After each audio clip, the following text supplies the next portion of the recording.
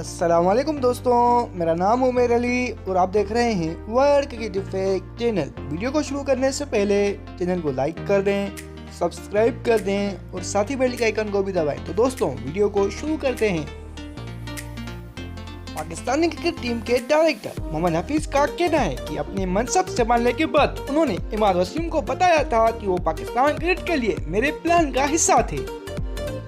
दोस्तों लाहौर में press conference करते हुए मोहम्मद हफीज ने हाल ही में रिटायरमेंट लेने वाले ऑलराउंडर इमाद वसीम और फास्ट बॉलर मोहम्मद आमिर के मुस्तकबिल के बारे में भी बात की।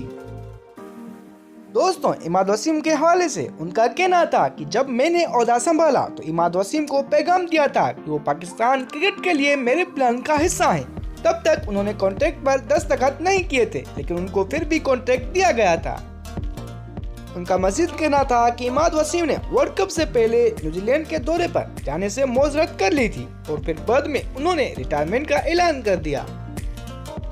दोस्तों दिसंबर 2020 में इंटरनेशनल क्रिकेट से रिटायरमेंट लेने वाले फास्ट बॉलर मोहम्मद आमिर के हवाले से मोहम्मद हफीज का कहना था कि मैंने जाती तौर पर मोहम्मद आमिर को कॉल की, उन्हें बताया कि अगर वो पाकिस्तान के लिए खेलना चाहते हैं तो रिटायरमेंट वापस लें और क्रिकेट सिस्टम में वापस आने के लिए आज़ाद हैं।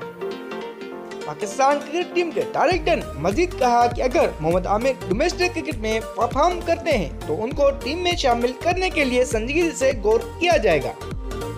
दोस्तों मोहम्मद हफीज के मुताबिक मोहम्मद आमिर ने मुझे बताया कि मैं अब आगे बढ़ चुका हूं और मैं वापस नहीं आना चाहता।